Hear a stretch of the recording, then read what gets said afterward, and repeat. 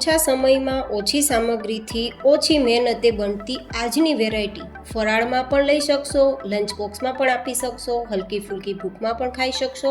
એટલી ટેસ્ટી કે વારંવાર બનાવીને ખાવાની ઈચ્છા થશે. તો આવી ટેસ્ટી રેસીપી શરૂ કરીએ. તો આજની રેસીપી આપણે કાચા બટેટામાંથી તૈયાર કરીશું. તો મેં અહીંયા 2 નંગ જેટલા કાચા બટેટા લીધા છે. તમે કેટલી વેરાયટી તૈયાર કરો છો તેને અનુકૂળ તમારે બટેટા લેવાના રહેશે. હવે તેની છાલ કાઢી લેશું અને છાલ કાઢ્યા બાદ આપણે પાણી ભરેલા બોલની અંદર ટુકડા કરતા જશું અને ઉમેરતા જશું. પાણીની અંદર બટેટાના ટુકડા ઉમેરવાથી ટુકડા કાળા નથી પડતા. તો આ રીતે આપણે ચોરસ ફોર્મમાં ટુકડા કરીશું, એકદમ નાના. શાક બનાવતા હોઈએ અને કેવડા ટુકડા હોય બસ તેવડી સાઇઝમાં બને એટલા નાના ટુકડા બનાવવાના. તો હું અત્યારે આ રીતે ટુકડા તૈયાર કરી રહી છું.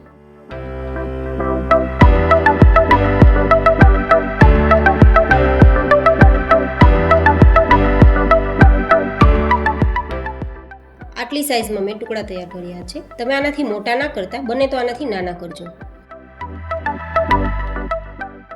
તો આ રીતે બંને બટેટામાંથી ટુકડા તૈયાર થઈ ગયા છે.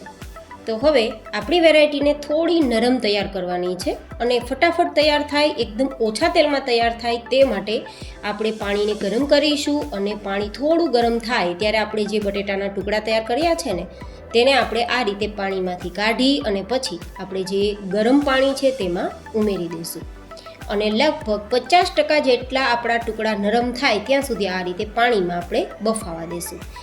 આમ તો આ વેરાયટી ભાફેલા બટેટાની તો ના કહી શકાય, પણ આપણે આજે વેરાયટીને તળવાના નથી તો આ પ્રોસેસ કરશું. જો તમે વેરાયટીને તળવા માગો છો તો આ પ્રોસેસ કરવાની જરૂર નથી. તો હવે ઢાંકી દેશું અને લગભગ 2 મિનિટમાં જ આ વેરાયટી સોફ્ટ થઈ જશે.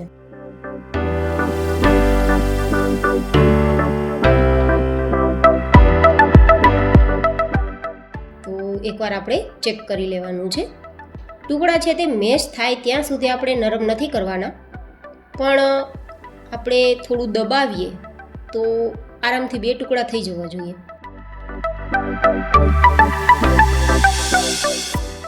જો હું તમને બતાવું કઈ રીતે. જો આ રીતે આપણે થોડું પ્રેશર કરીએ, દબાવીએ તો 2 ટુકડા થઈ જાય છે. બસ આટલે સુધી આપણે નરમ કરવાના હતા તો એ નરમ થઈ ગયા છે. બહુ વધારે નરમ નથી કરવાના. તો હવે આપણે પાણીમાંથી બહાર કાઢી લેશું.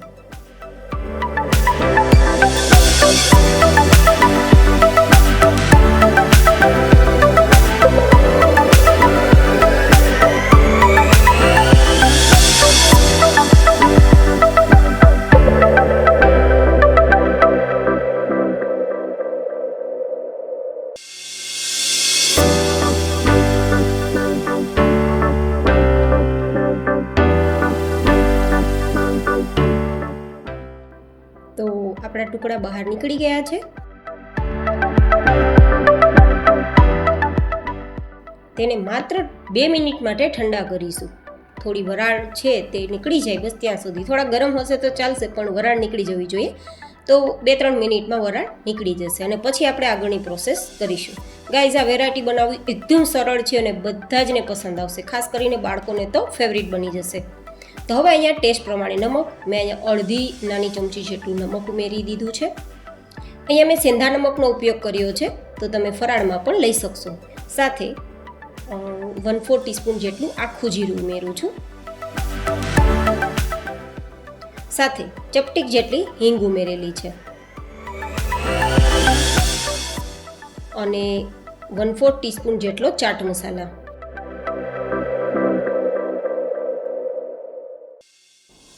એક ચમચી જેટલા આપણે અહીંયા જે ક્રશ કરેલું સૂકું લાલ મરચું કહેવાય, જેને ચીલી ફ્લેક્સ કહેવાય, તે ઉમેરી દેશું. ના હોય તો લાલ મરચું પાવડર ઉમેરી શકો છો અથવા તો લીલા મરચાંની પેસ્ટ પણ ઉમેરી શકો છો. હવે લીલા ધાણા ઉમેરી અને 4 ચમચી જેટલો આપણે આરારોટનો ઉપયોગ કરીશું. તમે તપકીનો લોટ પણ લઈ શકો છો અને જો ફરાળમાં ના લેતા હોય તો કોર્નફ્લોર લોટ પણ લઈ શકો છો. અત્યારે આપણે માત્ર 2 ચમચી લોટ ઉમેરી આ રીતે મિક્સ કરીશું. પછી ફરીથી આપણે 2 ચમચી ઉમેરીશું, જેથી એકદમ સરસ બટેટાની ઉપર આપણો લોટ કોટ થઈ જાય. આપણે કોઈ મિશ્રણ જેવું નથી તૈયાર કરવાનું, માત્ર આપણા બટેટા ઉપર એક પરત થઈ જવી જોઈએ લોટની, જેને આપણે કોટિંગવાળા બટેટા કહેવાય. એવું થાય ત્યાં સુધી જ લોટ ઉમેરવાનો. તો મેં લગભગ 4 ચમચી જેટલો આરારોટ ઉપયોગમાં લીધો છે. એન્ડ હા ગાઈઝ, જો આ વેરાયટી તમે ફરાળમાં બનાવવા માંગો છો તો મેં લીધેલી સામગ્રીઓમાંથી તમે જે સામગ્રીનો ઉપયોગ ફરાળમાં નથી કરતા તેને તમે સ્કીપ કરી દેજો અને બીજી સામગ્રીનો ઉપયોગ કરીને વેરાયટી તૈયાર કરી શકો છો. હવે આ મિશ્રણ એકદમ સરસ કોટ થઈ ગયું છે, મિક્સ થઈ ગયું છે. તો હવે આ વેરાયટીને ફટાફટ તૈયાર કરવા માટે હું આ રીતે કોઈ ચમચો કે જારો લઉં છું. એકદમ મીડિયમ સાઇઝમાં હોય તેવું લેવાનું, બહુ મોટું નહીં લેવાનું. અને પછી એક પાતળું લેયર્સ થાય એ રીતે આપણે આ રીતે પાથરી દેવાનું. પણ તેના ઉપર પહેલાં આપણે તેલ લગાવી દઈશું જેથી વેરાયટી આરામથી ડિમોલ્ડ થાય, ચીપકે નહીં. અને પછી એક એક બટેટું એક લેયર્સ ઉપર આવે તે રીતે, એક બટેટાના ટુકડા ઉપર બીજા બટેટાનો ટુકડો ના આવવો જોઈએ તે રીતે આ રીતે પાથરવાનું છે. થોડું દબાવી દેશું તો એકબીજા સાથે બટેટાના ટુકડા ચીપકી જશે, કારણ કે લોટનું મિશ્રણ અત્યારે થોડું ભીના જેવું જ છે અને પરિણામે મિક્સ થઈ જશે. અને હા, જો આ ટાઈપનો તમારી પાસે કોઈ ગોળ ચમચો ના હોય તો તમે વાટકીનો ઉપયોગ કરી શકો છો અથવા હાથથી આ રીતે થોડું થેપલી જેવું તૈયાર કરી શકો છો. થોડું દબાવશો ને તો આરામથી લોટ સાથે બટેટાનો ટુકડો મિક્સ થઈ જશે અને આ રીતે બંધાઈ જશે. એન્ડ હા ગાઈઝ, આજની વેરાયટીનું નામ શું રાખી શકાય તે પણ મને કોમેન્ટ બોક્સમાં જરૂર બતાવજો.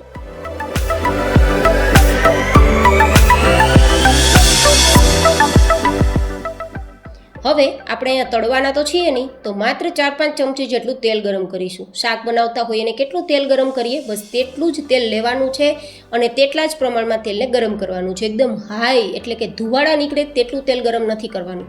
મીડિયમ ગરમ તેલમાં આપણે આરામથી આપણી આ વેરાયટીને આ રીતે મૂકી દેવાની છે. જો હું કઈ રીતે હળવા હાથે મૂકી રહી છું.